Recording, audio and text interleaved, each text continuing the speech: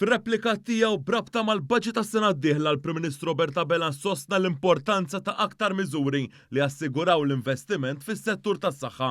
Fost oħrajn irrimarka l-importanza prezzijiet ġusti brabta mal-mediċini fi sfond ta' numru ta' żidiet qawwija ta' mediċini li ddaħlu fil-formorarju tal-Gvern. Dr. Bela spjega anke l-ħidma tal-Gvern brabta mal-prezzijiet tal-mediċini fl-aħħar xhur. Min Settembru sal-lum dan l-eżerċizzju li sar mill-Medicines Authority u l-MCCAA wassal għal roħs f'54 mediċinali. Roħs illi saħansitra jlaħħa 53%. Il-Prim Ministru indirizzaw wkoll l-aħħar żviluppi brabta mal-konċessjoni tal-iftarijiet u kompla jiċċara il-fatti quddiem retorika mimlija gideb u intiża biex tħawwat mill-Oppożizzjoni Nazzjonalista.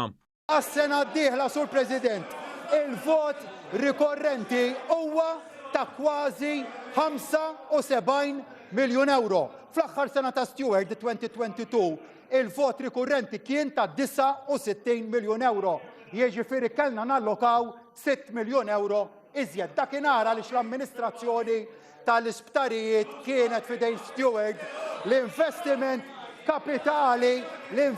kapitali kien fidejhom.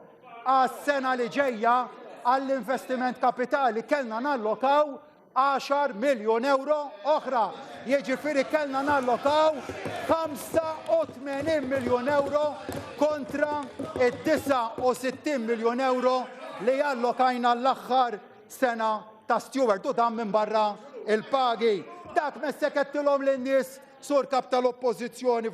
Fuq li punta lejn aktar investiment fis-settur tas-saħħa fosthom bir-rivoluzzjoni fil-kura primarja. Il-Prim Ministru enfasizza aktar investiment f'osma separati iżda daqstant importanti fosthom l-edukazzjoni.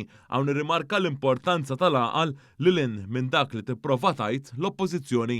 Tlaqal mhux għamel, laqal ifisser li tagħmel prioritajiet ta' fejn se tinvesti u liema proġetti l-aktar hemm bżonnhom. Ftaħna skejjel ġodda illi huma state of the art, mhux waħda, ftaħna 3, Sur President, u mbagħad il-bieraħ ikollu l-wiċċ jiġi jgħidilna tajtu laqgħa żeba'. Saqsi lill-istudenti, saqsi lill-ġenituri, saqsi lill-għalliema, saqsi lill-President tal-Kummissjoni Ewropea ħalli tgħidlek u x'laqgħa żeba' tajnihom.